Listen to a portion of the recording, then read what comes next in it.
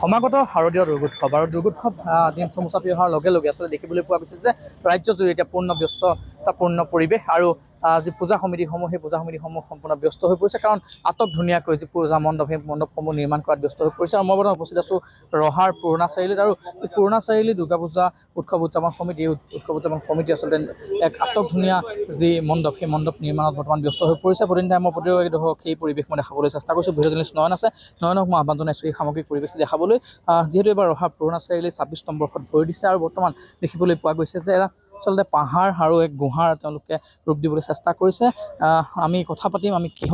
তেওঁলোকে কি আৰ্হিত এইবাৰ এই পূজা মণ্ডপটি নিৰ্মাণ কৰিবলৈ তেওঁলোকে আগবাঢ়িছে আমি তেওঁলোকৰ কমিটি বিষয়ববীয়াসকল আছে আমি তেওঁলোকৰ সৈতে কথা পাতিবলৈ চেষ্টা কৰিম যিহেতু ২৬ নম্বৰ বৰ্ষত ভৰি দিছে এই ৰহা পুৰণা চাৰিআলি দুৰ্গা পূজা উৎসৱ কমিটিয়ে আৰু বৰ আটক ধুনীয়াকৈ সজাই পৰা তোলা দেখিবলৈ পোৱা গৈছে আচলতে কিহৰ আৰ্হিত বা কেনেকুৱা প্ৰস্তুত আমাৰ এই মণ্ডপটো আচলতে নৱৰাত্ৰি গুহা নাম দিয়া হৈছে ইয়াৰ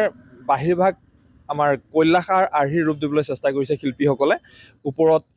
আমাৰ মহাদেৱৰ প্ৰতিমূৰ্তি স্থাপন কৰিব মহাদেৱৰ জটাৰে যি গংগাৰ উৎপত্তি হৈছিল তেওঁলোকে ইয়াত প্ৰতিফলিত কৰিবলৈ চেষ্টা কৰিব তাৰপিছত যদি আপোনালোকে এই সুৰংগটোৰে সোমাই যায় তেতিয়াহ'লে ভিতৰত মূল নৱৰাত্ৰি গুহাটো আপোনালোকে পাব য'ত নৱৰাত্ৰিৰ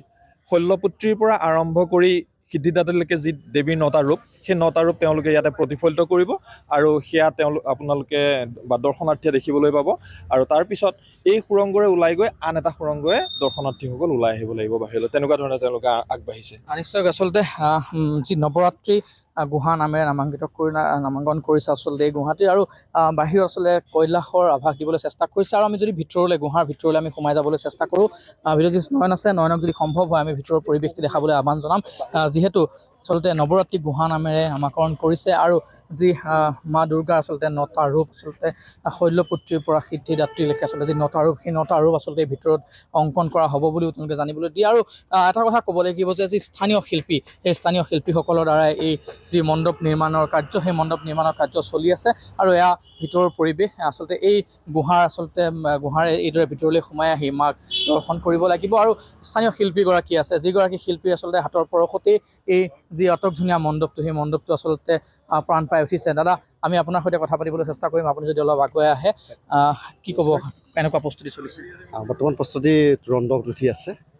সমাগত দিন চমুচা পিছেহি চপাৰ লগে লগে মই আপোনালোকৰ তৰফৰ পৰাই অসমবাসীক আমি আমন্ত্ৰণ জনাইছোঁ ৰহা পুৰণা চাৰিআলিত স্থিত দুৰ্গা পূজা মন্দিৰলৈ আপোনালোক আহক আপোনালোকে আহি এবাৰ দেখা পাব এবাৰ যিহেতুকে ৰহা পুৰণা চাৰিআলি ২৬তমত এবাৰ আমি উপস্থাপন কৰিছোঁ কাল্পনিক নৱৰাত্ৰি গুহা আৰু এই নৱৰাত্ৰি গুহা এটা কাৰণে কাল্পনিক কৰা হৈছিলে যে দুৰ্গাৰ যিহেতুকে ৯টা ৰূপ লৈছিলে আৰু 9টা ৰূপৰ কাৰণে আমি ইয়াতে গুহাত আমি 9টা ৰূপ উপস্থাপন কৰিম ৯ ৰূপৰ লগতে মা দুৰ্গাকো দৰ্শন কৰিব পাৰিব আৰু মা দুৰ্গাক দৰ্শন কৰাৰ পিছত আমি বাহিৰত আমি উপস্থাপন কৰিব লৈছোঁ মহাদেৱৰ যিভাগ কৈলাশ আমি কৈলাশৰ ৮টা ভাগ পাহাৰ বনাইছোঁ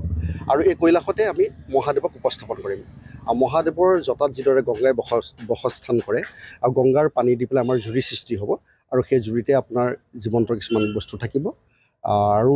আটক ধুনীয়া কৰিবৰ কাৰণে কেতিয়াৰ পৰা নিৰ্মাণ কাৰ্য আৰম্ভ হৈছে আমি নিৰ্মাণ কাৰ্য আপোনাৰ ২০ তাৰিখৰ পৰা ষ্টাৰ্ট কৰিছিলোঁ কিমান দিন লাগিব আমাৰ ৭ তাৰিখ মানে আমি সমাপ্ত কৰিম বুলি মনতে স্থিৰ কৰিছোঁ আৰু প্ৰতিগৰাকী আচলতে যি কাৰিকৰ প্ৰতিগৰাকী স্থানীয় সকলো স্থানীয় ইয়াৰে ৰহাৰ লগৰী বেবেজী আপোনাৰ আমাৰ দেওবালীৰ সেইসকল শিল্পীয়ে ইয়াত উপস্থাপন কৰিছে নিশ্চয় আচলতে স্থানীয় শিল্পীৰ দ্বাৰা এই পূজা মণ্ডপটি নিৰ্মাণ কৰা হৈছে আৰু এইদৰে বৰ্তমান সময়ত দেখিবলৈ পোৱা গৈছে যে ৰহাটোত শাৰদীয় দুৰ্গোৎসৱক আদৰাৰ ব্যাপক প্ৰস্তুতি দেখিবলৈ পোৱা গৈছে প্ৰতিটো পূজা মণ্ডপে আচলতে আটক ধুনীয়াকৈ সজাই পৰা দেখিবলৈ পোৱা গৈছে আৰু এয়া ৰহা পুৰণা চাৰিআলি যি দুৰ্গা পূজা উৎসৱ উদযাপন সমিতিয়ে আয়োজন কৰা দুৰ্গা পূজাৰ মণ্ডপ আৰু এইদৰেই আচলতে নৱৰাত্ৰি গুহা নামেৰে আচলতে নামাকৰণ কৰিছে আৰু এটা গুহা উপস্থাপন কৰিব চেষ্টা কৰিছে আৰু এইদৰেই আটক ধুনীয়াকৈ সজাই তোলাত বৰ্তমান ব্যস্ত হৈ পৰিছে কমিটিসকলৰ লগতে কাৰিকৰসমূহ